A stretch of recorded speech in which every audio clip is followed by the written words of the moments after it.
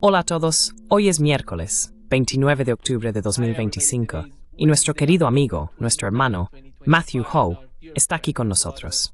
Bienvenido de nuevo, Matt. Hola Nima, me alegra verte.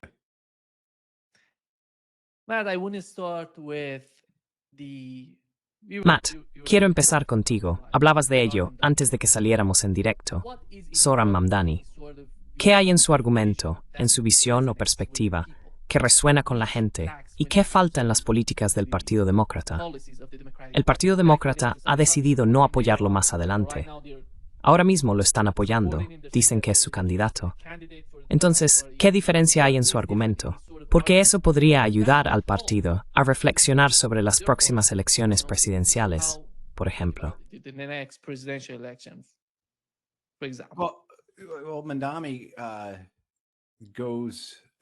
Bueno, Mamdani va en contra, o al menos eso es lo que dice que va a hacer. Y ya veremos. Creo que mucha gente desconfía de él. Sabes, los que estamos en la izquierda somos cautelosos por nuestras experiencias con Obama, con AOC, con Sanders, ¿verdad? Así que todos tenemos un cierto grado de escepticismo al observarlo, lo cual es lógico. Seríamos ingenuos si no lo tuviéramos. Creo que con su candidatura, lo que está llegando a la gente es su forma clara de expresar la injusticia del sistema. Su capacidad para hablar de la desigualdad de la riqueza, de los que tienen y los que no, y de los remedios para ello. Su deseo sin tapujos de corregirlo, eso es lo que la gente percibe, que este es un tipo que realmente cree que un camino transformador para nuestra sociedad, en su caso, en la ciudad de Nueva York, consiste en hacer cosas como ofrecer servicios de guardería, eliminar el coste del transporte público, aumentar su uso y aliviar la carga económica de la gente para que no se ahogue en los costes involuntarios de la vida. Está poniendo un gran énfasis en la vivienda en la ciudad de Nueva York.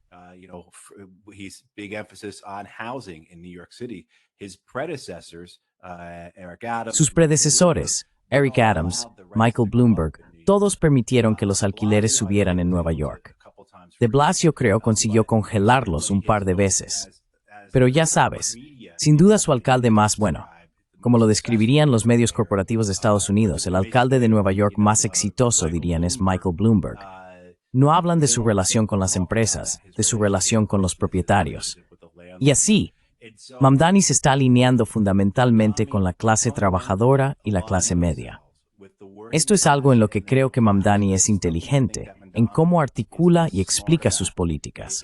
No se está alineando específicamente solo con la clase trabajadora o solo con la clase media.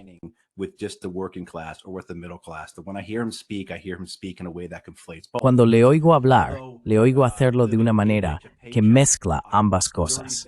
Porque, aunque vivir de cheque en cheque con $30,000 al año es mucho peor que vivir de cheque en cheque con $100,000 o $150,000 al año, y sé que estamos hablando de la ciudad de Nueva York, así que es incluso más alto, sigue siendo vivir de cheque en cheque.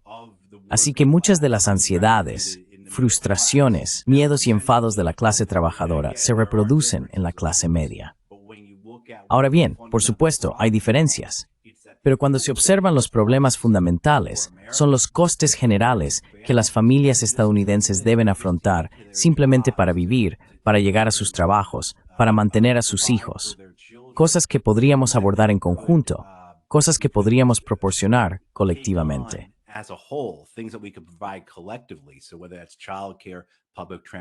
Así que, ya se trate del cuidado infantil o del transporte público, entramos en cuestiones de atención sanitaria y educación.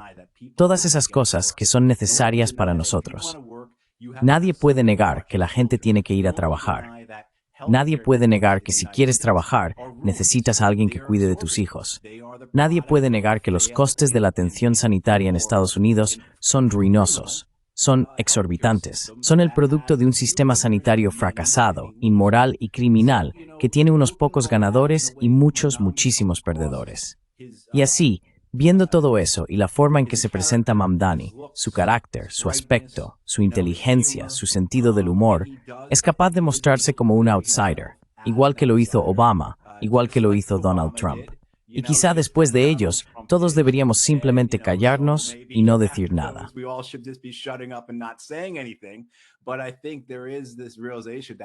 Pero creo que hay una toma de conciencia de que las cosas están tan mal en Estados Unidos en cuanto a hacia dónde se dirigen. Ya sabes, en cuanto a dónde he estado, hacia dónde apuntan las tendencias.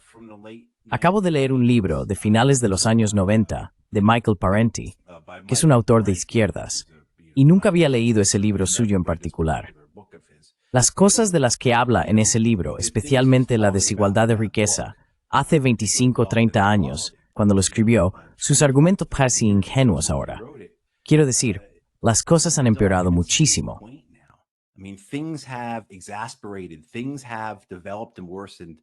Las cosas han evolucionado y empeorado tanto a lo largo de casi 2 generaciones que los problemas que creíamos tener en los años 90 no son nada comparados con la situación actual, en lo que respecta a todas esas realidades fundamentales de la vida de las familias de clase trabajadora y clase media. Y creo que eso es lo que entusiasma a la gente con Mamdani, su disposición a tener valor, a tener coraje, a no ser un político más. Sabes, no quiero terminar sin decir que el hecho de que se plantara allí, en ese escenario del debate de las primarias, ¿con qué? Otros 10 políticos demócratas, y que todos ellos, en cuanto surgió la pregunta, ¿a dónde irás primero como alcalde de Nueva York?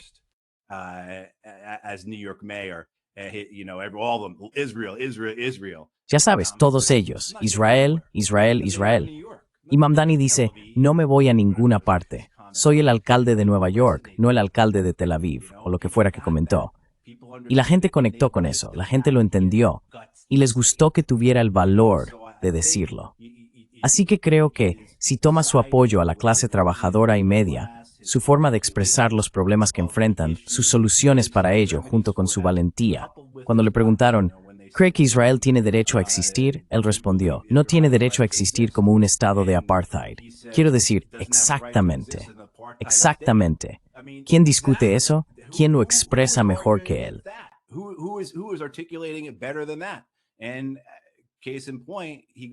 Y como ejemplo, en las primarias demócratas, logra ganar la mayoría de los votantes judíos demócratas en esas primarias, ¿sabes? Así que, resumiendo todo eso, se puede entender por qué la gente está entusiasmada con Mamdani y parece que va camino de una gran victoria en la ciudad de Nueva York. Lo matizaremos, lo marcaremos con un asterisco, por supuesto, con la idea de que cualquier cosa puede pasar, y está enfadando a mucha gente con todo esto. Así que, si ocurre algún evento tipo Deus Ex Machina en la próxima semana que cambie los resultados de las elecciones, no creo que muchos de nosotros nos sorprendamos. Pero aparte de eso, todo indica que será el próximo alcalde de la ciudad de Nueva York.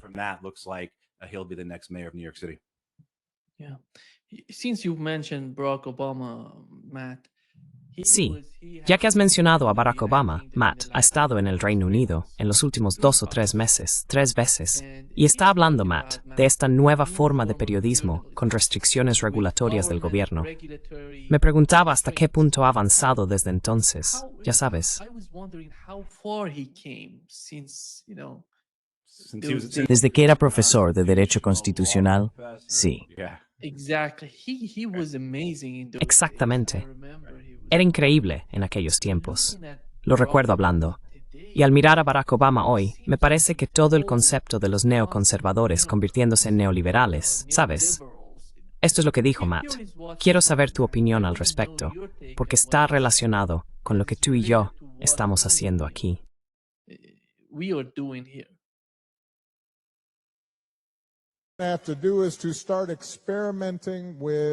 Lo que tenemos que hacer es empezar a experimentar con nuevas formas de periodismo y con cómo usamos las redes sociales de manera que reafirmen los hechos y separen los hechos de las opiniones. Queremos diversidad de opinión, no queremos diversidad de hechos. Eso creo es una de las grandes tareas de las redes sociales. Por cierto, esto requerirá cierta intervención del gobierno, algunas restricciones regulatorias gubernamentales en torno a estos modelos de negocio, de una forma que sea coherente con la primera enmienda, pero que también establezca que mirad, hay una diferencia entre estas plataformas y un modelo de negocio que eleva las voces más odiosas, más polarizadoras o más peligrosas. Peligrosas en el sentido de incitar a la violencia. Y eso creo va a ser un gran desafío que todos tendremos que afrontar. That I think is going to be a big challenge for all of us that we're going to have to undertake. Some parts of what he's saying is beautiful, the other... Sabes, algunas partes de lo que dice son hermosas. La otra parte es peligrosamente aterradora. Porque cuando dices los hechos, ¿quién va a definir qué son los hechos? Who's going to define what would be the facts? Este es el problema. Exacto. That's exactly it, Nima. That's exactly that's the whole Exactamente, piece Nima. right there. That's the whole Exactamente. point right there. Ese es todo el caso. Ese es el punto principal. Escucha sus palabras y solo por el libro que estoy leyendo ahora sobre John Brown, creo que según las definiciones de Barack Obama, sobre aquellos que son más polarizadores o que presentan una diversidad de hechos o que probablemente inciten a la violencia de alguna manera. Bueno, con ese criterio, na esta edad del siglo XIX, habría tenido que censurar el movimiento abolicionista en Estados Unidos. Es una pregunta muy superfluas. And we could find how many other examples of that. This idea of to your point is who's established. Sabes, esta idea, tu punto sobre quién establece los hechos, la forma en que él incluso lo dice, reafirmar el abolicionismo como si ya existieran en alguna narrativa, en algún diccionario, en alguna forma correcta, un repositorio que está controlado, custodiado y gestionado por el gobierno, esencialmente es lo que vas a tener. Y los demócratas y los republicanos son terribles en esto también. Pero ya sabes, durante la presidencia de Barack Obama, stas erofmufresreith fridalifrim sur mapietsmo. And chilling effects on journalism. Edward Snowden's revelations about the Las revelaciones de Edward Snowden sobre la vigilancia y el espionaje masivos del público estadounidense por parte del gobierno de Estados Unidos, algo en lo que la administración Obama, en esencia, redobló sus esfuerzos, llevaron a Snowden al exilio y provocaron la persecución de más denunciantes que cualquier administración presidencial anterior. chilling effect. Pero el efecto disuasorio que tuvo sobre los periodistas, sobre los medios, esa idea de que el gobierno estará en mi ordenador, me guste o no, hizo que la gente pensara, será mejor que me mantenga en la línea. Sabes, ha habido encuestas de opinión pública y estudios que demuestran que tuvo un efecto disuasorio. Penn International, la gran organización literaria, realizó un estudio que confirmó exactamente eso, mostrando que los periodistas se autocensuraban. Exactly that. Showed that journalists were self-censoring. Journalists have been chilled by the understanding, the reality of Los periodistas se han visto intimidados por la realidad del programa de espionaje del gobierno estadounidense.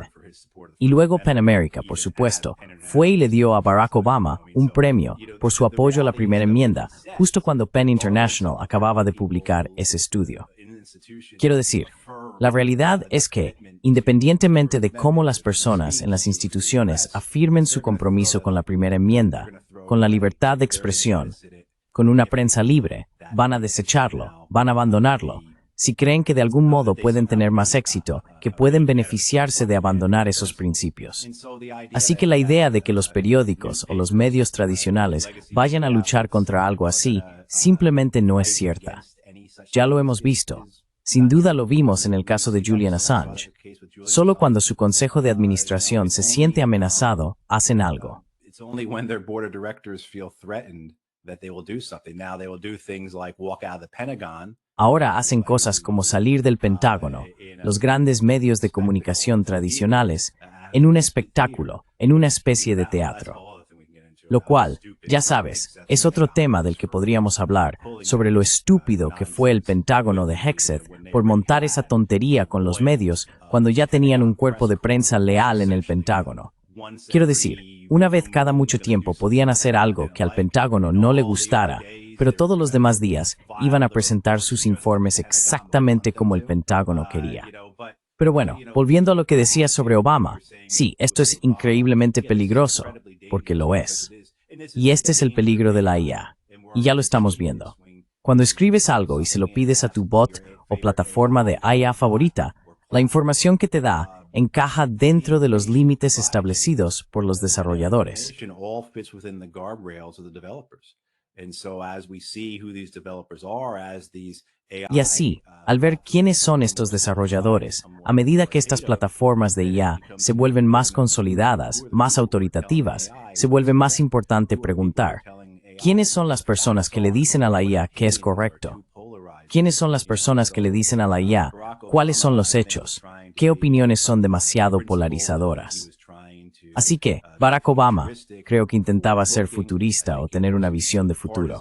Por supuesto, también estaba siendo partidista, intentando insinuar que los peligros provienen todos de la derecha en este asunto.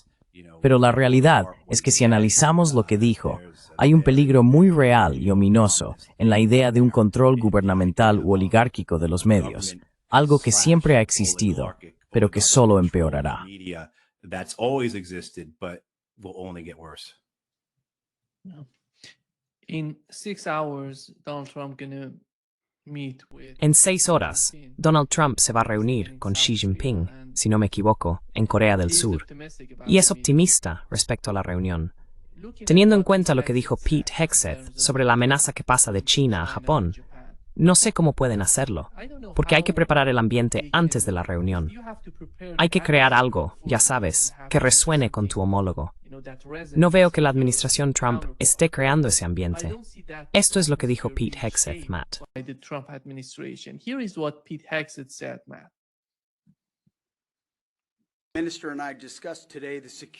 El ministro y yo hablamos hoy de que la situación de seguridad en torno a Japón y en la región sigue siendo, como él dijo, y coincidimos, grave. Las amenazas a las que nos enfrentamos son reales y urgentes. El crecimiento militar sin precedentes de China y sus acciones agresivas hablan por sí mismos. Por eso es tan importante la agenda de paz mediante la fuerza del presidente Trump.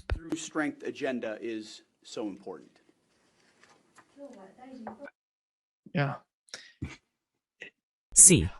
¿Por qué necesita China? Ya sabes, en mi opinión, no tiene nada que ver con Japón, militarmente hablando. No necesitan pelear entre ellos, después de todo. ¿Qué es eso, en tu opinión? ¿Cómo va a ayudar eso a la posición de Estados Unidos en las negociaciones con China?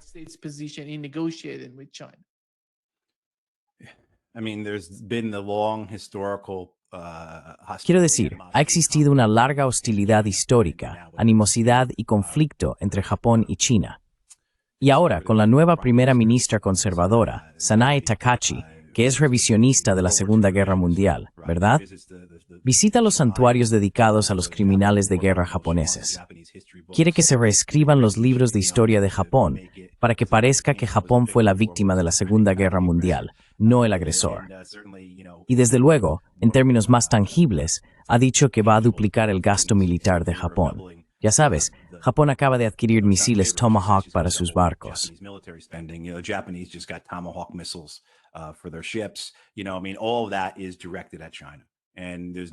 Sabes, quiero decir, todo eso está dirigido a China, y nadie se deja engañar por ello. Hay fuerzas dentro de Japón, por supuesto, que ven un beneficio real en mantener esa hostilidad, del mismo modo que Donald Trump, estoy seguro, lo está intentando con su visita a Corea del Sur ahora mismo, antes de reunirse con Xi. Es el mismo tipo de cosa. Necesitamos asegurarnos de que nuestras alianzas con estos países sean sólidas y de que no estemos perdiendo terreno. Y así ya sabes, esta necesidad de mantener las alianzas es algo que, al observar cómo se desarrolla la administración Trump, vemos que hay un método detrás de su locura y que son más realistas en su práctica que ideológicos.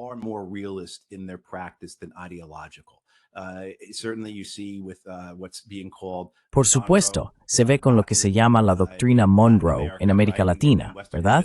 En el hemisferio occidental. Pero también se ve con el compromiso continuo con Israel, que como sabes es tanto ideológico como político, aunque también hay un aspecto realista en ello. Quizá realista no sea la palabra adecuada, pero existe la idea a los europeos de nuestro lado.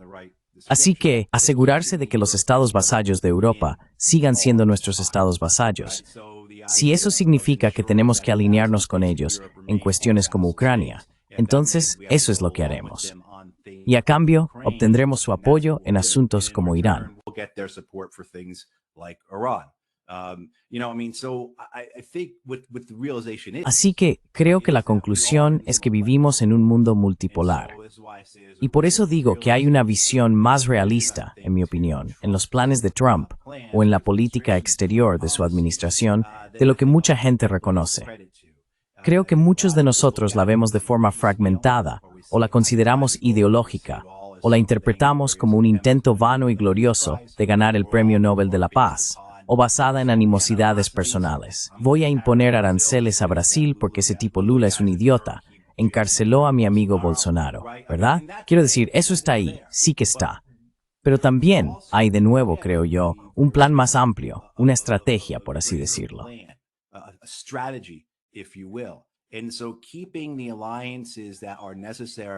Y así, mantener las alianzas que son necesarias para afrontar, pero también para, ya sabes, lo que ahora vemos en la prensa llamado friendshoring, esta idea de que Estados Unidos no puede reconstruir su capacidad manufacturera, que no puede reconstruir su base industrial.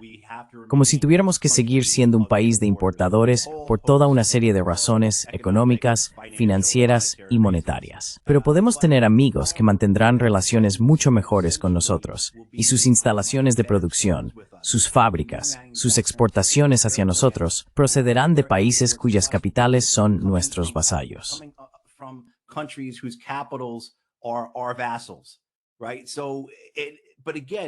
Exacto. Pero de nuevo, al perder la idea, o al dejar de aferrarse a ella, diría que la administración Biden sigue manteniendo la idea de que Estados Unidos es la única superpotencia del mundo, que todavía existe una hegemonía estadounidense. Creo que la administración Trump entendió que eso se ha acabado, no va a volver. Así que ahora tenemos que hacer todo lo posible para apuntalar lo que podamos, y eso incluye cosas como asegurarse de llegar a Japón y Corea del Sur. Se puede ver con qué rapidez esos países preferirían mantenerse, al menos sus clases dirigentes, ¿verdad? Al menos quienes están en el poder, comprometidos con mantener el statu quo, incluso como vasallos de un imperio en declive y fracasado.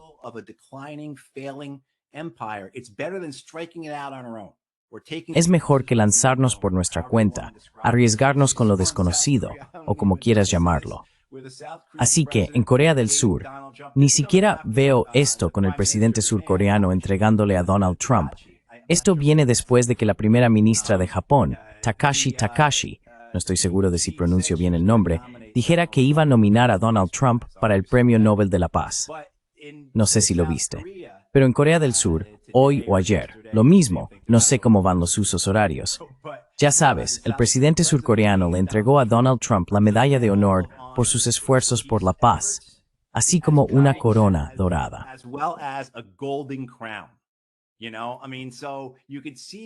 Sabes, quiero decir, se puede ver la súplica aquí, la forma en que están besando el anillo, arrodillándose y besando el anillo, y afirmando su papel en el imperio estadounidense en este nuevo mundo multipolar. Sé que tú piensas que es un error. Yo pienso que es un error. Apuesto, supongo, que el 95, 96, 97% de las buenas personas que nos están viendo ahora mismo piensan que es un error. ¿Sabes? Pero así es como van las cosas. Y entonces ya sabes, Hexet tocando los tambores como lo hizo. Ese es su propio sesgo, su propio chauvinismo, su propia ideología y creencias.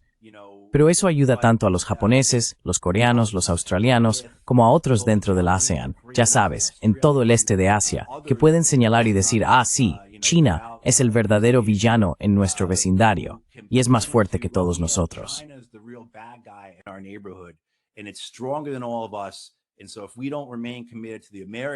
Y así, si no seguimos comprometidos con los estadounidenses, vamos a perder toda agencia. Sí, seremos marionetas de los estadounidenses, seremos vasallos, pero solo en las cosas que les importan a ellos. Pero si China es nuestro jefe, si China es la potencia hegemónica aquí, indiscutida, entonces controlará todos los aspectos de nuestras vidas en Asia Oriental. Y ese es el alarmismo, esa es la amenaza que se lanza. Y por eso, junto con el hecho de que les gusta la vida que tienen ahora, no quieren renunciar al poder y a las comodidades que conlleva ser, ya sabes, vasallos del imperio, quieren mantener el statu quo. Estos líderes asiáticos están, ya sabes, arrodillándose y besando el anillo del emperador Donald Trump. kissing the ring of the Emperor Donald Trump. I love the fact Me encanta que estos países reconozcan, ya sabes, la obsesión de Trump con el oro y todo eso, ¿verdad? Yeah, he Right. goes And it so was like, far- I don't know, yeah, he goes I don't know if No sé si viste The Crown, pero era como algo sacado de una película de fantasía. Ya sabes, esa cosa grande, enorme y dorada con pináculos que sobresalen. Y lo mismo aquí. El metal no era simplemente sencillo, era ornamentado. Sí, y por eso saben exactamente quién es este tipo. Así fue como me hicieron esta pregunta sobre Israel el otro día. ¿Trump realmente tiene a los israelíes atados con una correa? Y dije que no, no los tiene atados con una correa. Anoche mataron a 46 niños en bombardeos. Por supuesto que no los tiene atados. Pero lo que los israelíes entienden es que, mira, solo tenemos que apaciguar a este estafador en jefe en la Casa Blanca.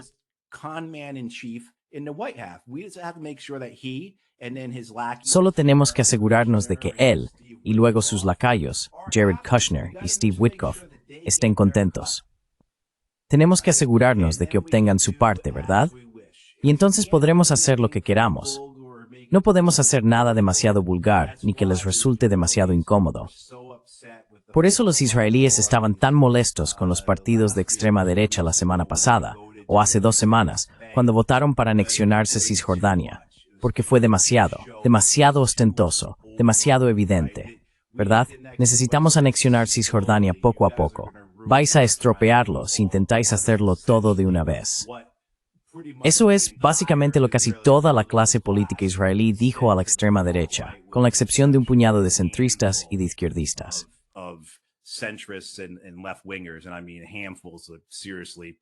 Y quiero decir, probablemente decir un puñado sea exagerar. Pero ya sabes, esta idea de que, bueno, para continuar con ese pensamiento, supongo que Israel también sabe que el Congreso de Estados Unidos no ha perdido la fe en ellos. El pueblo estadounidense puede que sí, basta con mirar las encuestas de opinión pública.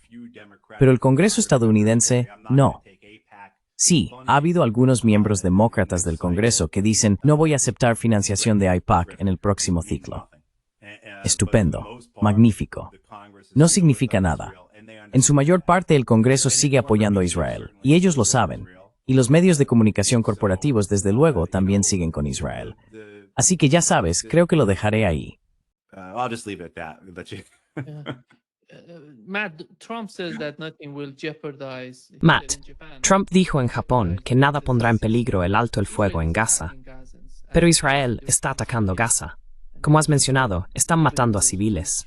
Y como nadie sabe quién mató a ese soldado israelí, dicen que un soldado israelí fue asesinado por Hamas. No sé quién fue el responsable. Por eso están atacando. Was responsible, but that's why they're attacking. Sí, la prensa israelí está diciendo que el propio gobierno israelí, ya sea una fuente de la coalición gobernante o de las FDI, no lo recuerdo exactamente. Pero hoy la prensa israelí afirma que el gobierno o el ejército israelí dicen que, sí, lo más probable es que este tipo no estuviera relacionado, que este ataque no estuviera vinculado al mando de Hamas, que se trata de un grupo separatista que se ha desvinculado, que ha sido apartado de Hamas y que actúa por su cuenta. Es lo mismo con ellos, pero no les importa. Cualquier excusa les vale.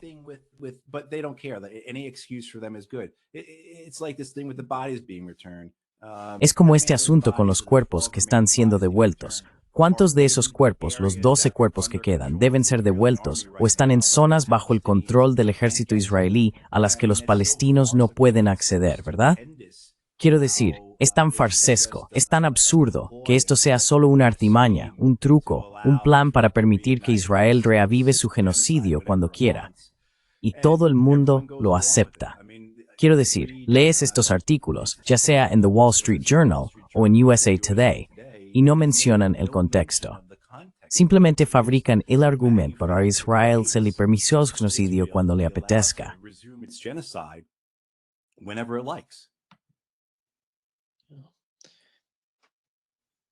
How long does it take, in your opinion, to everything? ¿Cuánto tiempo crees que tarda todo en cambiar, en desmoronarse por completo? Porque yo no lo veo. Sabes, el alto el fuego entre Hezbollah e Israel. Bueno, Israel sigue atacando a Hezbollah. Pero el caso de Hezbollah es totalmente diferente cuando se observa la situación del gobierno en Líbano y el tipo de actividades que se desarrollan entre las dos partes. Pero cuando se trata de Gaza, es mucho más frágil. Miras la situación y no sé cómo, porque Rubio dijo que se están defendiendo con esos ataques contra civiles.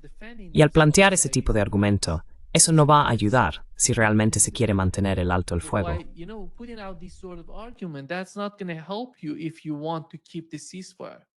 Right. Right. Yeah. Somehow. Claro, claro, sí. De algún modo, según el gobierno estadounidense y la prensa estadounidense, los israelíes tienen derecho a masacrar a decenas de niños porque un soldado ocupante fue asesinado. Quiero decir, la moralidad de eso, la contradicción con los derechos naturales y la ley natural, así como con el derecho internacional, es evidente. Y sin embargo, tenemos una clase dirigente en Estados Unidos para la que no importa si la mayoría de los estadounidenses están ahora en contra de Israel y de su genocidio. A la clase dirigente le parece bien por razones bastante mundanas, porque sus amigos son sionistas y no quieren tener una conversación incómoda en, ya sabes, la fiesta de cóctel. Quiero decir, así es como funciona gran parte de la clase dirigente, ¿verdad?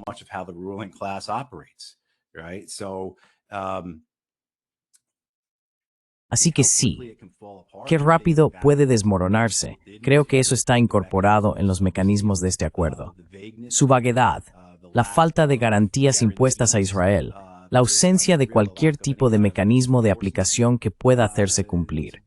La forma en que los israelíes han desafiado el acuerdo de alto el fuego en las últimas semanas. Antes de ayer, creo que los palestinos informaban de que Israel había violado el alto el fuego en unas 80 ocasiones. Eso significa 80 bombardeos distintos, o disparos de tanques, o ráfagas de ametralladora en las últimas semanas. Así que ahora hay unos 150 palestinos muertos y cientos más heridos durante este alto el fuego. La entrega de ayuda ha sido solo una fracción de lo que se suponía que debía ser.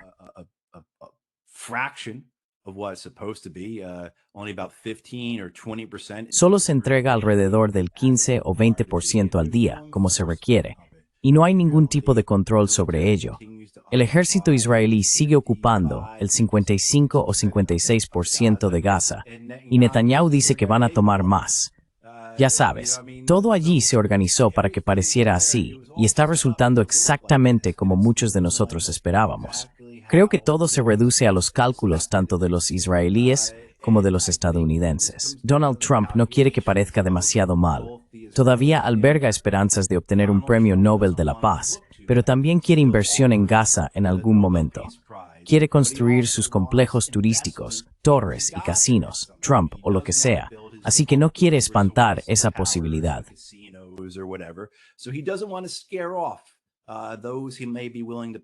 Aquellos que podrían estar dispuestos a invertir cientos de millones o incluso miles de millones de dólares en ese negocio. Al mismo tiempo tienes a Netanyahu y su coalición. Tienen elecciones dentro del año. Deben celebrarse, creo, a finales de octubre del próximo año, así que podrían adelantarse. Entonces, ¿es políticamente aceptable para Netanyahu dejar 12 cuerpos entre los escombros de Gaza? No lo creo, ¿verdad? No lo creo. Así que, ¿cuál es su cálculo sobre cómo manejar todo esto? Y luego equilibrar eso con, hemos obtenido de Gaza lo que queríamos. ¿Es suficiente limpieza étnica para nosotros o necesitamos más? No hay suficiente espacio, tanto para las torres de Trump como para las caravanas de colonos de Daniel Weiss para entrar en Gaza.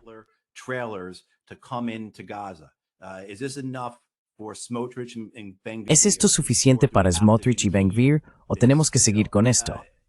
Ya sabes, equilibrar eso con, mira, vamos, pongamos en marcha la anexión de Cisjordania. Solo hemos matado a 200 palestinos en lo que va de año en Cisjordania. Solo hemos matado a 40 niños en Cisjordania este año. Tenemos que hacer más de eso. Solo han quemado decenas de miles de olivos en esta cosecha. Pero hay millones más, un par de millones de olivos. Tenemos que hacerlo mejor. No podemos hacerlo si estamos centrados en Gaza. Tenemos que empezar a prestar atención a Cisjordania. Y como es aquí en Lasti, Ulano, Siria y Rai sobrevolando. So, as well as to if Yemen decides to continue, to Así fire que missiles además, at them, si Yemen but decide I seguir think lanzando Yemen misiles thinks contra they can ellos. from a distance and Pero creo que respond, la and situación en Yemen I es algo really que wish sienten I had a que better, pueden manejar a distancia.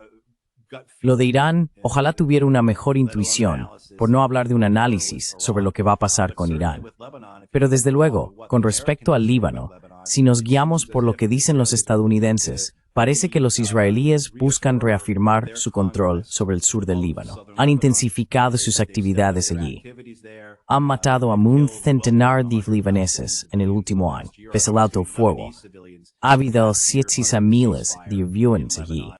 Hundreds and hundreds of violations, maybe thousands. They've attacked United Nations forces. Han atacado a las fuerzas de las Naciones Unidas. Dios bendiga a la FPNUL, los cascos azules de la ONU. Derribaron un dron israelí el otro día, así que al menos por fin respondieron en ese sentido.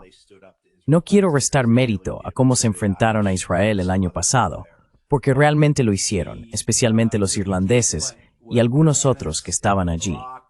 Pero si tomamos lo que Organis y Barak, los embajadores estadounidenses en la región, están diciendo al Líbano que solo les queda una oportunidad, que si no desarman a Hezbollah, Israel intervendrá. Ya sabes, los libaneses habían querido iniciar negociaciones con Israel hace unas semanas sobre la situación general.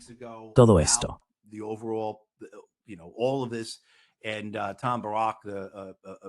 Y Tom Barrack, el enviado estadounidense, ya sabes, les dice que bueno, de entrada las negociaciones no van a avanzar porque quieren hablar de que a Israel no se le permita bombardear el Líbano, y eso es un punto de partida inaceptable para los israelíes. Así que ya sabes, tanto si quieren mantener esta pacificación, esta perturbación continua, como quieras llamarlo, creo que pacificación y perturbación son básicamente sinónimos en el léxico israelí cuando se trata de sus esfuerzos militares, diplomáticos y políticos. Pero si lo miras desde ese punto de vista, en el sentido de lo que los israelíes quieren mantener, ¿quieren seguir haciendo lo que han hecho durante el último año o quieren volver a ampliar sus operaciones?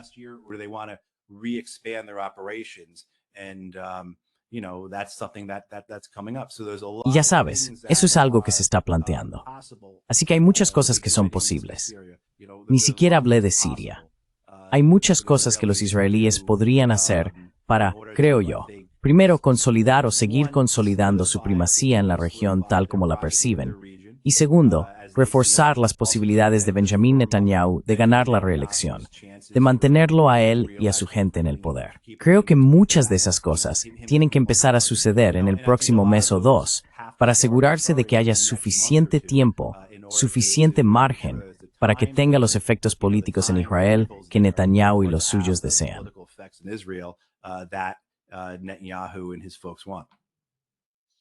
Tom Brock said that he was sending Tom Barak dijo que enviaba una advertencia final al gobierno del Líbano. O desarman a Hezbollah, o Israel lo hará por la fuerza.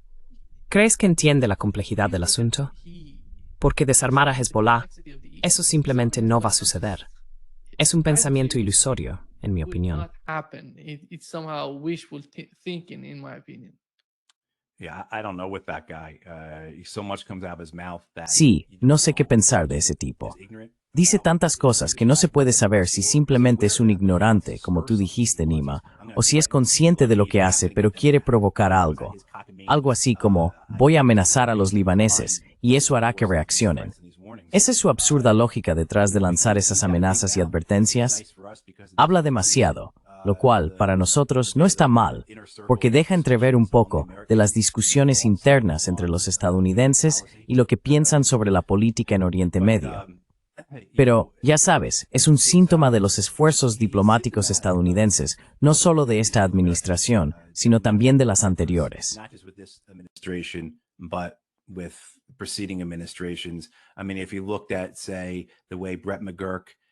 Quiero decir, si observas, por ejemplo, la manera en que Brett McGurk y Amos Hochstein, los dos principales responsables de Oriente Medio de Biden, se comportaron durante 4 años, la forma en que se presentaron ante los países de toda la región, incluidas las exigencias al Líbano, y luego, más famoso o más infame, el informe del año pasado, que básicamente decía que Hochstein y McGurk fueron los dos que dieron a Israel luz verde para iniciar su campaña en el Líbano.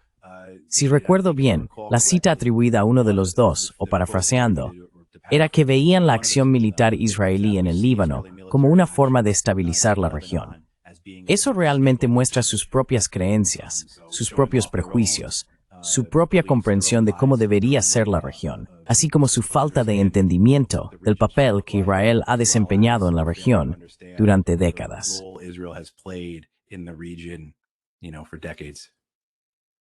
Matt, there is a report from Israeli Knesset. It says Matt, hay un informe del Knesset israelí que dice que descubrió que los soldados y reservistas israelíes representaron el 78% de todos los suicidios en Israel en 2024.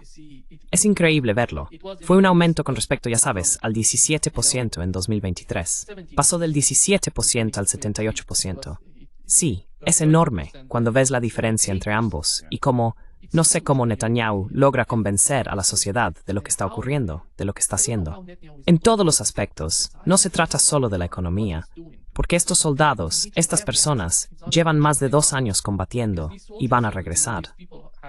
¿Entiendes lo que hay detrás de este tipo de suicidio? Porque han visto algo que nadie más ha experimentado antes.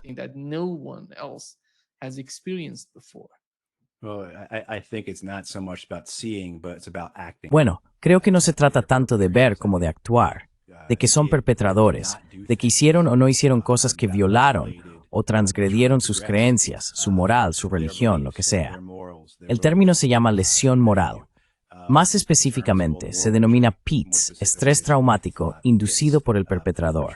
La lesión moral se encuentra en todo el mundo y en todo tipo de profesiones, pero tiene una categoría especial dentro del ámbito militar y entre los veteranos, y lo mismo ocurre con el PITS. Puede afectar a cualquiera, ya sea por una acción deliberada o accidental, o incluso por la inacción. No puedo insistir lo suficiente en ello.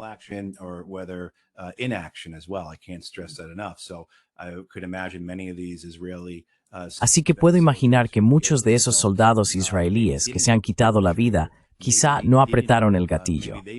Tal vez no fueron ellos quienes abatieron a esos niños, por poner un ejemplo, pero estaban al lado del que lo hizo y no lo detuvieron. Y en su mente, a lo largo de su vida, si alguna vez se habían planteado la idea de ¿qué harías si estuvieras en una situación así?, sienten que fallaron. Y esa herida moral que se produce es una devastación, una destrucción, un desfallecimiento morales de una persona. Y desemboca increíblemente oscuro y profundamente angustiante.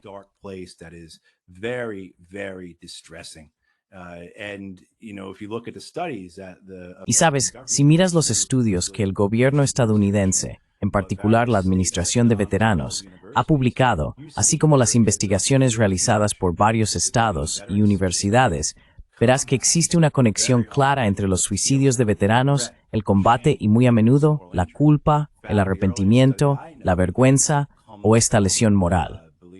De hecho, el estudio más antiguo que conozco proviene, creo, de 1990, realizado por la Administración de Veteranos, que descubrió que el mejor predictor de suicidio en los veteranos de Vietnam era la culpa relacionada con el combate. Y eso es, la gente no me cree. Puedes ponerte en contacto conmigo, te enviaré los estudios.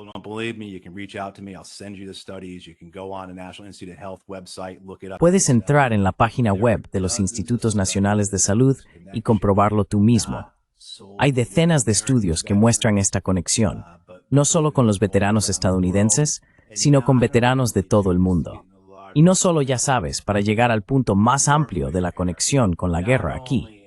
No solo en estas guerras terribles, no solo en estos genocidios, no solo en estas ocupaciones ilegales, sino en todas las guerras. Así que, en 2010, el estado de California realizó un estudio sobre sus veteranos y descubrió que los veteranos de la Segunda Guerra Mundial se suicidaban a un ritmo 4 veces superior al de sus contemporáneos. Eran hombres que en ese momento tenían entre 70 y tantos, 80 y tantos e incluso 90 y tantos años. La guerra había terminado hacía 7 décadas.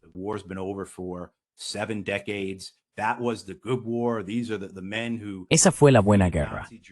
Estos son los hombres que derrotaron a la Alemania nazi y al Japón imperial Y todos esos años después, por lo que habían vivido, por lo que habían hecho, seguían sufriendo. Y eran los buenos. Llevaban el sombrero blanco. Sin embargo, se estaban suicidando a un ritmo 4 veces mayor que el de sus compañeros. Así que lo que estamos viendo con el nivel de suicidios entre los veteranos israelíes no es sorprendente. Creo que es una aflicción que les acompañará durante mucho tiempo. Han tenido tasas altas de suicidio entre sus veteranos. Eso es lo que te hace ser una fuerza de ocupación. Ya sabes, desde luego, no es una sorpresa verlo. Y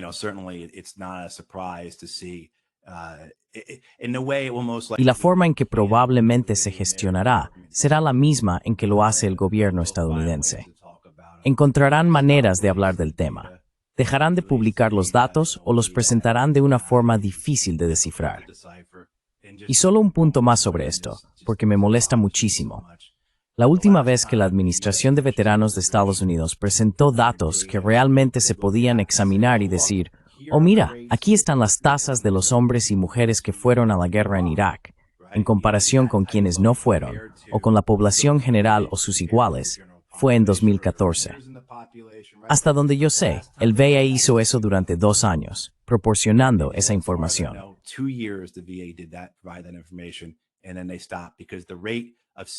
Y entonces se detuvieron, porque la tasa de suicidios entre los veteranos estadounidenses de Irak y Afganistán era, según el sexo y la edad, entre 6 y 14 veces mayor que la de sus compañeros. Exacto. Así que ya sabes, especialmente si estaban en la infantería, si eran de armas de combate, si habían estado en combate, etc., las tasas eran mucho más altas. Pero sí, la herida moral es algo real.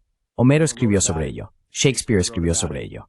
Ya sabes, siempre ha existido. Y lo que están pasando los soldados israelíes, conozco a mucha gente, incluyéndome a mí mismo. Dios, por eso odio tanto esto, porque me hace no sentir empatía. ¿Sabes? Veo que ocurre algo, y cuando oí hablar de ese soldado que murió en Rafah, pensé, bien, se lo merecía, ¿verdad?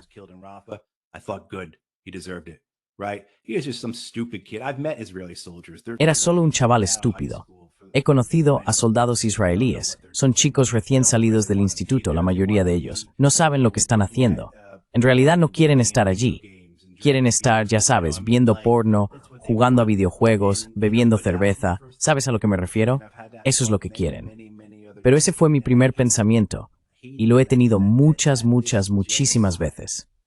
Y lo odio. Odio que este genocidio haya engendrado un corazón tan negro en mí. Ya era bastante malo por mi tiempo en la guerra, pero esto realmente, y creo que mucha gente, lo digo porque siento que mucha gente pasa por lo mismo, solo para que lo sepas, no estás solo si tienes esos pensamientos. Sí, creo que en psicología dicen que el testigo de un delito también es una víctima del delito. Sí, Todos somos seres humanos.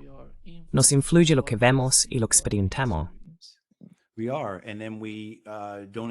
lo somos. Y no existimos en el vacío. No existimos sin contexto ni sin influencias. Nuestras instituciones, ya sea la educación o el ejército, nos condicionan para ciertas cosas. Y luego hay muchas influencias pasivas.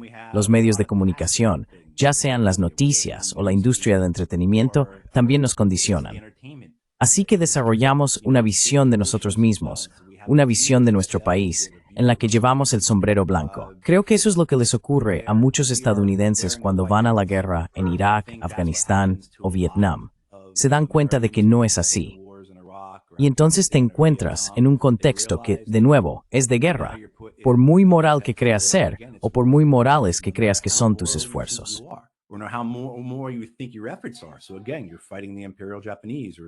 Así que, de nuevo, estás luchando contra el Japón imperial o los nazis. Sigues siendo parte de algo que es una fuerza sobrehumana, que por su propia naturaleza es inmoral. Quizá incluso sea amoral, porque no le importa en absoluto. ¿Y crees que vas a ser un agente de tu moralidad o de la moralidad de tu propio relato? No, esa guerra va a convertirte en un agente de su inmoralidad. Y así, ya sabes, eso es lo que ocurre. Y por eso, en cierto modo, hice el comentario sobre la Segunda Guerra Mundial. Pero ya sabes, hablamos del genocidio, de la ocupación en toda Palestina, de las ocupaciones estadounidenses en Afganistán, Irak, Vietnam, y así sucesivamente. La guerra ya es bastante mala. Vietnam, the war is bad enough. Again, it's bad enough to have taken part in it. But then when De nuevo, ya es bastante malo haber participado en ello. Pero luego, cuando comprendes que lo que hiciste allí fue incorrecto, fue criminal, fue inmoral, eso hace que esa herida moral sea aún peor. Y después llegas a un segundo nivel de herida moral, que es la traición, cuando dejas de creer en las instituciones en las que antes creías. Y esas instituciones son la infraestructura y el marco de la sociedad en la que vives. O es algo más específico, como el Cuerpo de Marines de los Estados Unidos, ¿verdad? ¿Sabes cuántos sargentos mayores, coroneles y generales escuché en los años 90 decir que Vietnam fue un error y que nunca íbamos a repetir otro Vietnam? Y luego, en pocos años, hicimos dos. within a few years we did 2 of them. You know, these are all men who have been in Vietnam and they swore off. Sabes, todos esos hombres habían estado en Vietnam y juraban, o me quitaría las águilas o las estrellas, o arrancaría las franjas del hombro, ¿sabes? Y ninguno lo hizo. Así que hay una traición que viene con eso, y eso agrava esa herida moral individual. Y sí, por eso la idea de la guerra, la idea del combate, por muy noble que alguien quiera presentarla, por muy justificada que pueda parecer, por muy redentora o reparadora que creas que pueda ser la violencia, no es tan simple. Nunca lo es. Y no termina. Aunque pongas a un hombre en un avión o en un barco y lo envíes a casa, la guerra sigue con él. Y las consecuencias están ahí, como estamos viendo en ese 78% de israelíes. And that's 78% of 28% Israelis are all, veterans? yeah, Yeah. suicide. It's huge, Es enorme. huge. Es enorme, creo. Muchas gracias, Matthew, por Thank you so acompañarnos much, hoy. for being Un gran with us placer, today. como siempre. Great pleasure as always. De acuerdo. Thank you, Nima. Gracias, Nima.